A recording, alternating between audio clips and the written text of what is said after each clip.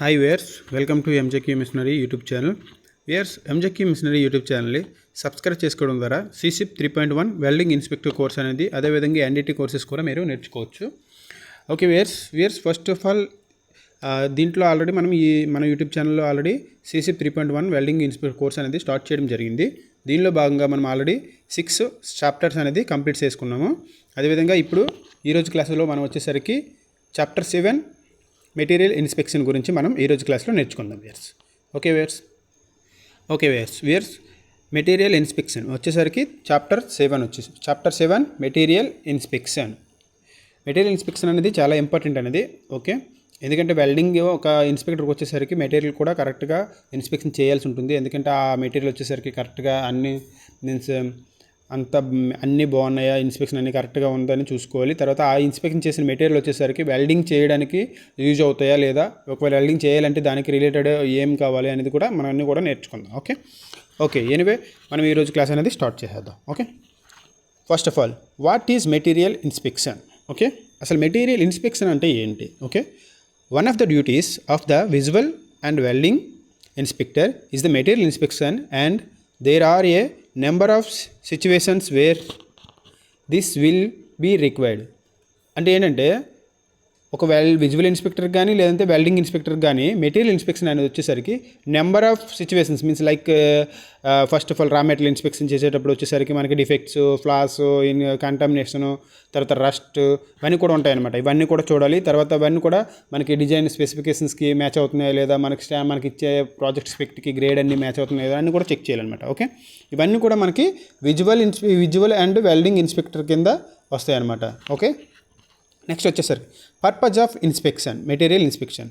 అసలు పర్పస్ ఏంటి, అసలు ఎందుకోసం మనం చెక్ చేస్తాం అనేది కూడా చెక్ చేసుకోవాలి. First of all ensure material confirm to design specifications and standards. అర్థమైందా? మనకి ఇచ్చిన డిజైన్ స్పెసిఫికేషన్స్కి అదేవిధంగా స్టాండర్డ్స్కి వచ్చేసరికి మీట్ అయ్యాయా లేదని చెక్ చేసుకోవాలి. ఓకే, నెక్స్ట్ వచ్చేసరికి డిఫెక్ట్స్. ఓకే, నెక్స్ట్ ఫ్లాస్, అదేవిధంగా ఇన్కన్సిస్టెన్సీస్, అంటే ఏవైనా డిఫెక్ట్స్ ఉన్నా, ఏవైనా ఫ్లాస్ ఉన్నా అవన్నీ కూడా మనము చూడాలన్నమాట. ఓకే, నెక్స్ట్ వచ్చేసరికి ప్రివెంట్ ది ఫెయిల్యూర్స్. అంటే దేనికోసం అంటే మెటీరియల్ ఇన్స్పెక్షన్ చేస్తామంటే ఇప్పుడు ఫర్ ఎగ్జాంపుల్ ఏదైనా సరే మనం ఒక రస్ట్ గ్రేడ్ ఉన్న మెటీరియల్ తీసేసుకున్నాం, ఓకే చేస్తాం, దాన్ని వెల్డింగ్ చేసాం, దాని యొక్క క్యాపబిలిటీ వచ్చేసరికి వెల్డింగ్ చేసిన తర్వాత స్ట్రెంగ్త్స్ అని వచ్చేసరికి కరెక్ట్గా ఉండవు అనమాట. అంటే దాని టైంలో మనకి ఫెయిల్యూర్ అవ్వకుండా, క్రాక్స్ వచ్చే అవకాశం లేకుండా మనం ఇప్పుడే ప్రివెంట్ చేసుకోవాలన్నమాట. ఓకే, తర్వాత యాక్సిడెంట్స్ అదేవిధంగా కాస్ట్లీ రీవర్క్స్. ఫర్ ఎగ్జాంపుల్ ఏదైనా మనము ఇప్పుడు ఆ క్రాక్స్ ఇవన్నీ వచ్చాయనుకో, మళ్ళీ దానికి రిపేర్ చేయాలి, దానికి కాస్ట్ కూడా చాలా ఎక్కువ అవుతుంది అనమాట. ఓకే, ఇలా మనం వీటన్నిటి కూడా ప్రివెంట్ చేసుకోవాలి. తర్వాత complaints the product traceability reports means మనం అన్నీ కూడా చెక్ చేసుకోవాలన్నమాట. మెయింటైన్ చేయాలి, రెగ్యులర్గా మెయింటైన్ చేయాల్సి ఏంటంటే కంప్లైంట్ స్టేట్మెంట్స్, తర్వాత product reports. For example MTCs, అదేవిధంగా ట్రేసబిలిటీ, మెటీరియల్ ట్రేసబిలిటీ రిపోర్ట్స్, మెటీరియల్స్కి చెక్ చేసేటప్పుడు ట్రేసబిలిటీ చెక్ లిస్ట్స్, ఇవన్నీ కూడా మనము పర్ఫెక్ట్గా ఈచ్ అండ్ ఎవ్రీథింగ్ మనం మ్యాచ్ చేసుకోవాలి, కరెక్ట్గా ట్రేసబిలిటీ అనేది పెట్టుకోవాలన్నమాట. ఓకే, నెక్స్ట్ వచ్చేసరికి first of all wide range of materials can be used fabrication and welding and include but is not a limited. Means ఇక్కడ ఏంటంటే ఫ్యాబ్రికేషన్కి అదేవిధంగా వెల్డింగ్కి యూజ్ చేసే కొన్ని స్టీల్స్ అనేవి మీకు మెన్షన్ చేశాను అనమాట. ఇవి ఓన్లీ లిమిటెడ్ అండి, ఇవే కాకుండా ఇంకా వేరే కూడా వచ్చే అవకాశాలు ఉన్నాయి. ఇవి జస్ట్ ఇక్కడ మీకు నార్మల్గా చూపిస్తున్నాను అంతే. Okay, first of all steels, next వచ్చేసరికి స్టెయిన్లెస్ స్టీల్స్, అదేవిధంగా అల్యూమినియం అండ్ ఇట్స్ అల్లాయ్స్, అదేవిధంగా నిక్కిల్ అండ్ ఇట్స్ అల్లాయ్స్, అదేవిధంగా copper and its alloys, next వచ్చేసరికి titanium and its alloys, next అదేవిధంగా క్యాస్ట్ ఐరన్స్ ఎక్సెట్రా. మీన్స్ ఇవన్నీ కూడా మనకి ఫ్యాబ్రికేషన్ సైడ్లో యూజ్ చేయడానికి అవుతాయి అనమాట. ఓకే, ఇవే కాకుండా ఇంకా కొన్ని ఉన్నాయనేసి వాళ్ళు చెప్తున్నారు. ఓకే, నెక్స్ట్ వచ్చేసరికి దీంట్లో 3 ఎసెన్షియల్ ఆస్పెక్ట్స్ మెటీరియల్ ఇన్స్పెక్షన్స్ చేయడానికి మనకి 3 essential aspects means inspector should be consider. Means inspector పక్క అవన్నీ చూడాల్సి ఉంటుందన్నమాట. ఏంటంటే first of all material type and weldability. For example material type అదే ఏ మెటీరియల్, దానికి వెల్డింగ్ చేయడానికి యాక్సెసిబిలిటీ ఉంటుందా లేదా అనేసి కూడా చూడాలి. ఓకే, నెక్స్ట్ వచ్చేసరికి మెటీరియల్ ట్రేసబిలిటీ అంటే ఇప్పుడు చెప్పాం కదా, డిస్కస్ చేసుకుంటే ఎంటీసీసీ ఇవన్నీ కూడా మనం అన్నీ చెక్ చేయాల్సి ఉంటుంది. నెక్స్ట్ వచ్చేసరికి థర్డ్ వచ్చేసరికి పాయింట్ వచ్చేసరికి material condition and dimensions. First of all for example ఏదైనా ఒక మెటీరియల్ మనకు వచ్చింది అనుకో, దీని డైమెన్షన్ చెక్ చేసుకోవాలి. అదేవిధంగా దీని కండిషన్ ఎలా ఉంది, లామినేషన్స్ ఉన్నాయా, లేదంటే దాంట్లో ఏమైనా కంటామినేషన్స్ ఉన్నాయా, లేదంటే ఏదైనా క్రాక్స్ ఉన్నాయా, అవన్నీ కూడా మనము చెక్ చేయాల్సి ఉంటుందన్నమాట. ఓకే, ఈ 3 మెయిన్ అండి. ఒక వెల్డింగ్ ఇన్స్పెక్టర్ అయినా సరే, వెల్డింగ్ విజిబుల్ ఇన్స్పెక్టర్ అయినా సరే, ఒక క్యూసీ అయినా సరే మెటీరియల్ చెక్ చేసే ముందు ఈ 3టిని కరెక్ట్గా ఉన్నాయా లేదనేసి చెక్ చేసుకోవాలి. ఓకే, ఫస్ట్ ఆఫ్ ఆల్ మనం ఇప్పుడు material type and weldability. Okay, material type వచ్చేసరికి మనకు చూసుకుంటే ఇక్కడ మీకు ఎగ్జాంపుల్గా చెప్పాలనుకుంటే ఆస్మి సెక్షన్ మ్యాక్సిమం వచ్చేసరికి మెటీరియల్ స్టాండర్డ్స్ వచ్చేసరికి British, European standards, APA standards, ASME standards, అదేవిధంగా డబ్ల్యూపీఎస్సీ అండ్ పర్చేస్ ఆర్డర్కి, అదేవిధంగా ఫ్యాబ్రికేషన్ డ్రాయింగ్స్కి, క్వాలిటీ ప్లాన్స్కి, వీటన్నిటికీ మీట్ అవుతున్నాయి లేదనేసి మనము చెక్ చేయాల్సి ఉంటుందన్నమాట material first of all. Okay, for example మనం ఏదైనా ఒక హాట్ రోల్ ప్రొడక్ట్స్ మనం తీసుకుంటే దానికి వచ్చేసరికి BSEN 10025 ఈ కోడ్ ఆధారంగా మనం వచ్చేసరికి ఒక MS స్టీల్ ఏవైనా సరే హాట్ రోల్స్ వచ్చేసరికి పర్చేస్ చేస్తాం. ఓకే, ఈ పర్చేస్ చేసేటప్పుడు మనకి S355J2 G3 అనే ఒక గ్రేడ్ ఉంటుందన్నమాట. దీంట్లో S అంటే స్ట్రక్చరల్ స్టీల్ అనమాట. 355 వచ్చేసరికి minimum yield strength. Okay, minimum yield strength వచ్చేసరికి 355 వచ్చేసరికి మనకి చూపిస్తుంది అనమాట. Okay, Newton for mm². Okay, the thickness వచ్చేసరికి 16 కంటే లెస్ దెన్. ఓకే, థిక్నెస్ వచ్చేసరికి 16 అంటే equal to greater than equal to 16 or the more than. Okay, వీటన్నిటికి వచ్చేసరికి ఈ యొక్క 355 వచ్చేసరికి ఇంత మనకి ఈల్డ్ స్ట్రెంత్ అనేది ఉంటుందన్నమాట. ఓకే, నెక్స్ట్ వచ్చేసరికి J2 వచ్చేసరికి ఇక్కడ J2 అంటే లాంగిట్యూడినల్ చార్పీ వచ్చేసరికి మనకి ఇండికేట్ చేస్తుంది J2 అనమాట. ఓకే, ఇది వచ్చేసరికి 27 జౌల్స్ 20 degrees. ఓకే, నెక్స్ట్ వచ్చేసరికి G3 వచ్చేసరికి normalised rolls. Okay, normalised rolls మనము ఇంకా ఫర్దర్ క్లాసెస్లో ఇవన్నీ కూడా నేర్చుకుంటాము. నార్మలైజ్డ్ అంటే ఏమిటి, తర్వాత హీటింగ్ ప్రాసెసెస్ అన్నీ ఉంటాయి మనకి ఫర్దర్ క్లాసెస్లో మనం నేర్చుకుందాం. ఓకే, ఇక్కడ మీకు కొంచెం alloy elements and their effects వచ్చేసరికి మీకు మెన్షన్ చేయడం జరిగింది. ఫస్ట్ ఆఫ్ ఆల్ ఐరన్ వచ్చేసరికి Fe అని ఉంటాము. తర్వాత కార్బన్ వచ్చేసరికి దానికి స్ట్రెంత్ ఎక్కువ. ఓకే, నెక్స్ట్ వచ్చేసరికి మ్యాంగనీస్ టఫ్నెస్, సిలికాన్ వచ్చేసరికి 0.3% వచ్చేసరికి డిఆక్సిడైజ్డ్. ఓకే, అల్యూమినియం వచ్చేసరికి grain refiner. Okay, grain refiner గుర్తుంచుకోండి. ఇవన్నీ కొంచెం జస్ట్ ఒకసారి రీడ్ చేసుకోండి, మీకు రీడ్ చేసుకుంటే మీకు ఒక ఐడియా వస్తుంది అనమాట. Okay, chromium corrosion resistance, molybdenum 1% is for creep resistance. Okay, vanadium వచ్చేసరికి స్ట్రెంత్ అనమాట. నికెల్ వచ్చేసరికి low temperature applications, copper used for weathering steels. Okay, sulphur వచ్చేసరికి రెసిడియల్ ఎలిమెంట్ అనమాట. నెక్స్ట్ ఫాస్ఫరస్ వచ్చేసరికి కూడా రెసిడియల్ ఎలిమెంట్. టైటానియం వచ్చేసరికి grain refiner and micro alloying element. Okay, niobium కూడా వచ్చేసరికి grain refiner same micro alloy ఎలిమెంట్గా use చేస్తాం అనమాట. ఓకే, దీంట్లో వచ్చేసరికి స్ట్రెస్ అండ్ టఫ్నెస్ వచ్చేసరికి ఎక్కువగా ఉంటుందన్నమాట. Okay, strength and toughness. Okay, next వచ్చేసరికి మెటీరియల్ ట్రేసబిలిటీ. అసలు మెటీరియల్ ట్రేసబిలిటీ అంటే ఏమిటంటే మనకి ఏదైనా సరే ఒక కంప్లీట్ హిస్టరీ అనమాట. కంప్లీట్ హిస్టరీ ఒక ఫర్ ఎగ్జాంపుల్ ఒక ఆరిజను, దానికి సంబంధించిన మెటీరియల్ ఐడెంటిఫికేషన్, వెరిఫైడ్, తర్వాత దాని యొక్క సర్టిఫికేషన్స్ 3.1 3.2 ఏ సర్టిఫికేషన్ అవన్నీ కూడా, తర్వాత ఈ ప్రాసెసెస్ ఇంక్లూడ్ అయ్యి ఉన్నాయి, తర్వాత దాని యొక్క ఇన్స్పెక్షన్స్ ఏ డేట్ చేశారు అనేవి కూడా అన్నీ కూడా మెటీరియల్ ట్రేసబిలిటీలో మనకి మెన్షన్ చేసి ఉంటాయన్నమాట. Okay, material traceability like MTC. Okay, MTCలో ఆల్ ఉంటాయి అన్నమాట, all. Okay, what is tracked, అసలు MTCలో ఏం ట్రాక్ చేస్తారు, మెటీరియల్ సోర్స్. ఓకే, దాంట్లో వచ్చేసరికి heat number, batch number, mill certificate, mill ఏ మిల్ అని ఉంటుంది, తర్వాత ఎవరు సప్లయర్స్, ఎవరు మ్యానుఫ్యాక్చరర్, అవన్నీ కూడా మనకి ఉంటాయన్నమాట. తర్వాత మెటీరియల్ గ్రేడ్ అండ్ స్పెసిఫికేషన్స్ వచ్చేసరికి దాంట్లో ఉంటాయన్నమాట. నెక్స్ట్ వచ్చేసరికి మ్యానుఫ్యాక్చరింగ్ అండ్ ప్రాసెసింగ్ హిస్టరీ. అసలు మ్యానుఫ్యాక్చరింగ్ ఏ ప్రాసెస్ ఆధారంగా చేసుకొని చేశారనమాట. హాట్ రోల్డ్ అయితే మనకి 10025 ఉంటుంది కదా, దాని ప్రకారంగా అలాగా. ఓకే, నెక్స్ట్ వచ్చేసరికి inspection and results. A inspection conduct చేశారు, లైక్ మెకానికల్ ప్రాపర్టీసా, లేకపోతే కెమికల్ ప్రాపర్టీసా, లేకపోతే కెమికల్ టెస్ట్, మెకానికల్ టెస్ట్ అవన్నీ చేశారా లేదా అవన్నీ కూడా. ఓకే, నెక్స్ట్ వచ్చేసరికి storage and handling and installation records means storage ఎలా స్టోరేజ్ చేయాలి, తర్వాత హ్యాండ్లింగ్ ఎలా చేయాలి, తర్వాత దాన్ని ఎలా ఒక దగ్గర పెట్టి ఉంచాలి అనేది కూడా మనకి అన్ని కూడా డీటెయిల్స్ అనేవి వాటిలో మనకి తెలుస్తుంది అనమాట. Okay, final product and component location. For example మనకి ఏదైనా మనం ఏదైనా ఫర్ ఎగ్జాంపుల్ ఒక యాంగిల్ తీసుకుంటే హాట్ రోల్గా దీని యొక్క ఫైనల్ ప్రోడక్ట్, తర్వాత దాని యొక్క కాంపోనెంట్స్ లొకేషన్ కూడా ఎక్కడైతే వాళ్ళు ప్రిపేర్ చేశారో ఆ లొకేషన్ కూడా అన్ని కూడా మనకి అందులో కనిపిస్తాయి అనమాట. ఓకే, నెక్స్ట్ వచ్చేసరికి how is the material traceability achieved. Okay, ఒక మెటీరియల్ ట్రేసబిలిటీ ఎలా అచీవ్ చేస్తాం, దాంట్లో వచ్చేసరికి heat numbers, batch numbers, okay, material test certificate. ఇప్పుడు మనం చెప్పుకున్నాం కదా ఎంటీసీ లేదా ఎంటీఆర్ అని కూడా మెటీరియల్ టెస్ట్ రికార్డ్ అని అంటారు, మెటీరియల్ టెస్ట్ సర్టిఫికేట్ కూడా అని అంటారు. ఓకే, అదేవిధంగా bar codes, QR codes, next RFI tags. Okay, next వచ్చేసరికి marking labels, marking and labelling system. Next వచ్చేసరికి traceability log and database.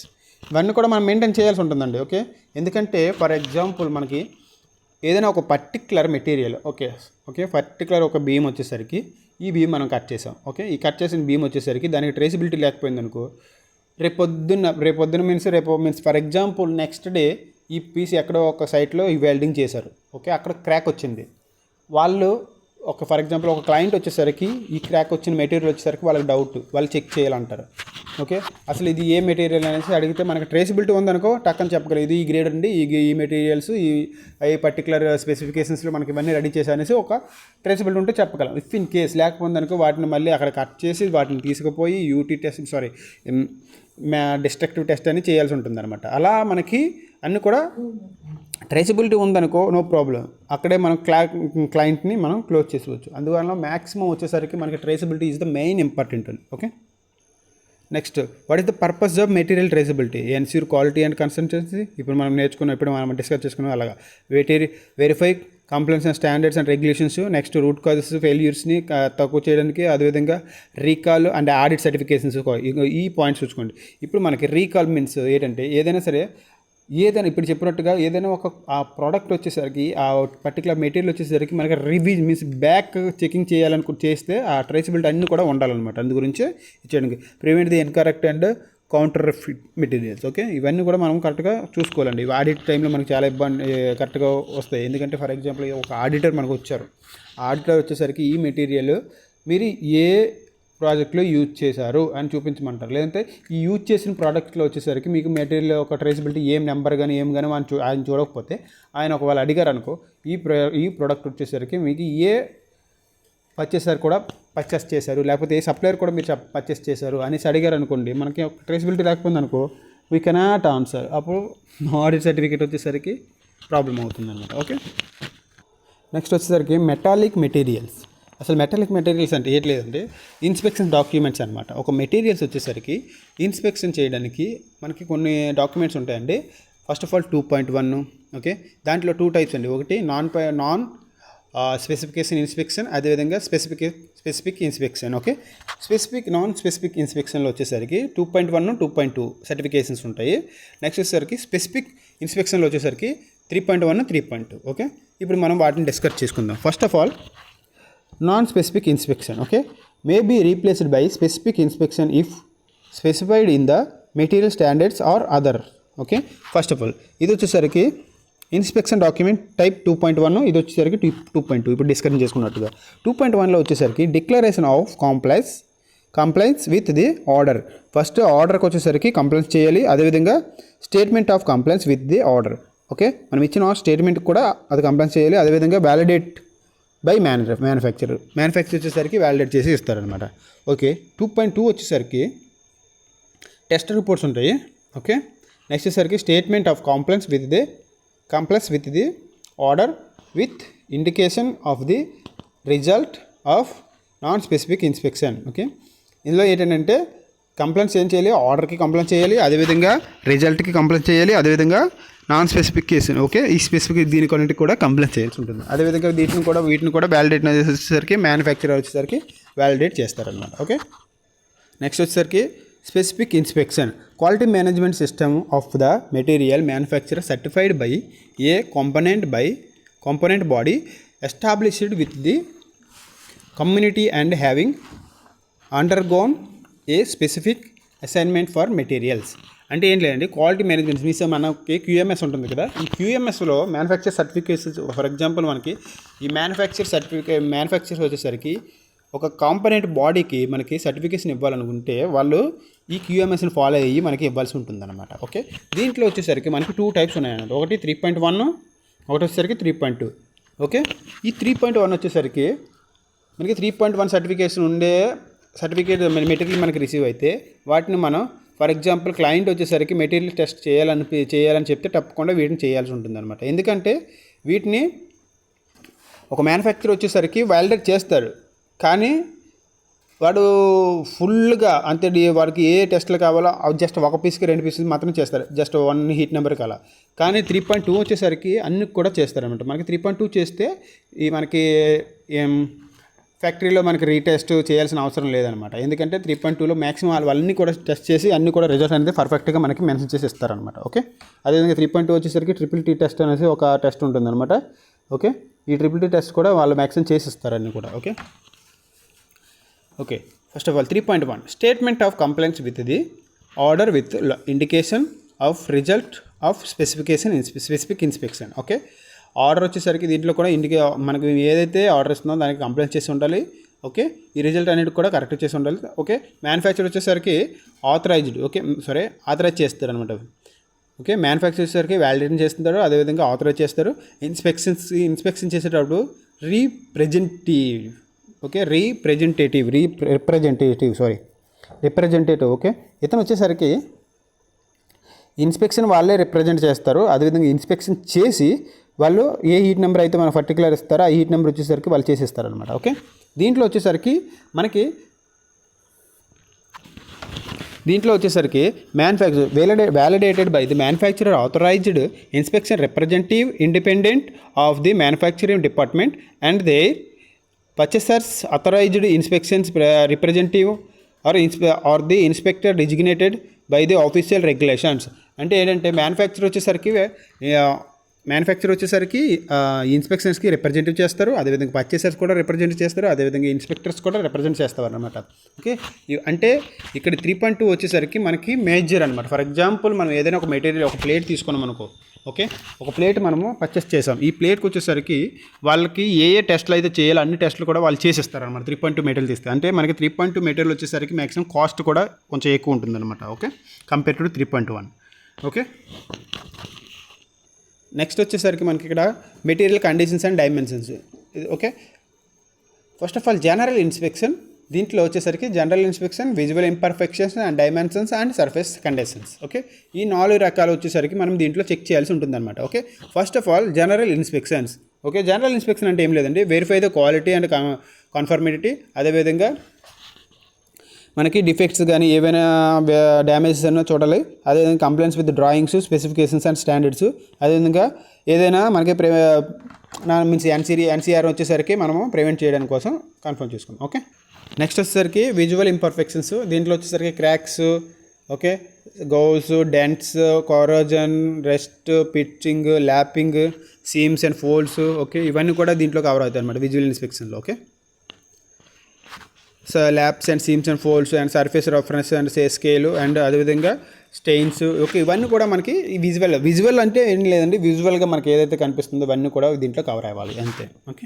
Okay, finally surface conditions అండి. Surface conditions అంటే మనకి రస్ట్ అండి. ఓకే, రస్ట్ మనకి మ్యాక్సిమం ఎక్కువగా ఉంటుందన్నమాట. ఈ రస్ట్ వచ్చేసరికి మనం చూసుకోవాలి.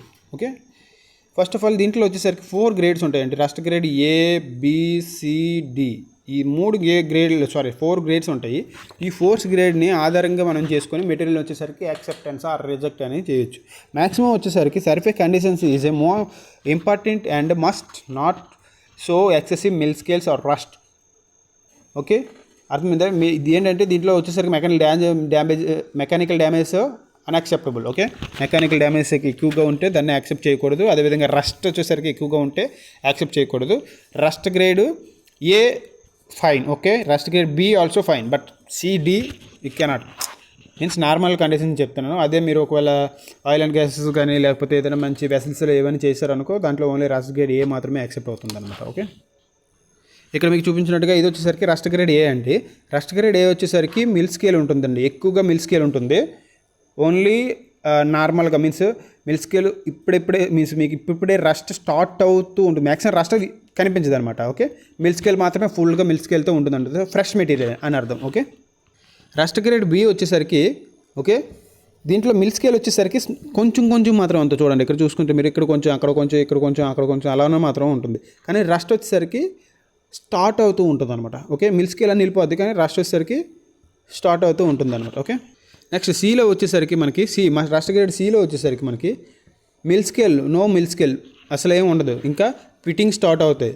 రస్ట్ స్టార్ట్ అయిపోయింది, రస్ట్ ఫుల్ ఫిట్టింగ్స్ అన్నీ ఉంటాయి అనమాట. ఓకే, దీంట్లో వచ్చేసరికి ఫిట్టింగ్స్ వచ్చేసరికి ఇప్పుడే స్టార్ట్ అవుతూ ఉంటాయి అనమాట, slight pittings. Okay, next rust grade డీలో వచ్చేసరికి అసలు మిల్క్ స్కేల్లో ఏమి ఉండదు.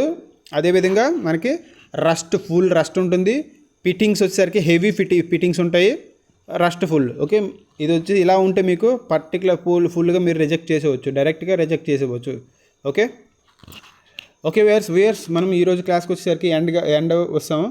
ఓకే, ఎనివే అందరికీ నేను రిక్వెస్ట్ చేస్తుంది ఏంటంటే ఇంకా అందరూ కూడా వీడియో వచ్చేసరికి ఫుల్గా చూడట్లేదని నేను అనుకుంటున్నాను. ఎందుకంటే వ్యూస్ కూడా చాలా తక్కువ వస్తున్నాయి. అదేవిధంగా మనం నా టైం తీసుకుని మరి నేను వీడియో చేస్తున్నాను, నాకు టైం లేకపోయినా సరే మీకోసం. ఓకే ఎనివే మీరు అందరూ సపోర్ట్ చేస్తున్నందుకు చాలా థ్యాంక్స్. ఓకే వ్యూయర్స్ అందరికీ thank you for watching MJQ machinery YouTube channel. Thank you అందరికీ, మీ ఫ్రెండ్స్ అందరికీ షేర్ చేసి మన వాళ్ళందరికీ ఉపయోగపడేటట్టు చూసుకోండి. Okay anyway thank you. అదేవిధంగా నేను వాట్సాప్ మనకి ఒక టెలిగ్రామ్ ఛానల్ కూడా మనము చేయడం జరిగింది. ఈ టెలిగ్రామ్ ఛానల్లో మనకి ఈ డాక్యుమెంట్స్ అన్నీ కూడా మనం అప్లోడ్ చేయడం జరుగుతుంది. మనకి మీ క్లాస్ నోట్స్ అనే కానీ లేకపోతే ఏమైనా ఎక్స్ట్రా డాక్యుమెంట్స్ మీకు కావాలని నేను పెట్టడం జరుగుతుంది, మీరు చూడొచ్చు. ఓకే, టెలిగ్రామ్ ఛానల్లో. వాట్సాప్లో వచ్చేసరికి చేయలేకపోతున్నాను, ఎందుకంటే వాట్సాప్లో ఇప్పుడు ఒకరు జాయిన్ అయ్యారు అనుకో ఆ డాక్యుమెంట్స్ వచ్చేసరికి మళ్ళీ పంపించాల్సి వస్తుంది. కాబట్టి టెలిగ్రామ్ ఛానల్లో మీకు అందరికి కూడా నేను పెట్టాను. ఓకే, టెలిగ్రామ్ ఛానల్ లింక్ కూడా నేను ఈ యొక్క డిస్క్రిప్షన్లో పెడతాను. అదేవిధంగా మనకి కమ్యూనిటీలో కూడా ఉంటుంది, చూసుకోవచ్చు. Okay viewers thank you for watching MJQ machinery YouTube channel. Thank you.